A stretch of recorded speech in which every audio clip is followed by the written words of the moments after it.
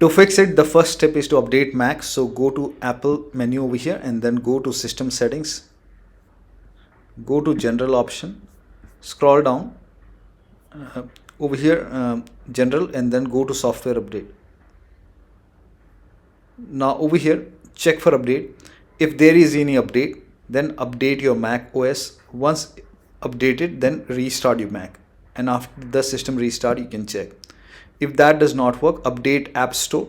Update application in App Store. So you can go to App Store and then you can go to updates option over here.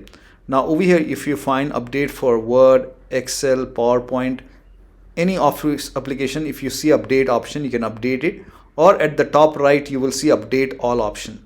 So click on update all. Once you update your Office application over here, now you can check. Still not working, then you can follow the steps from this video.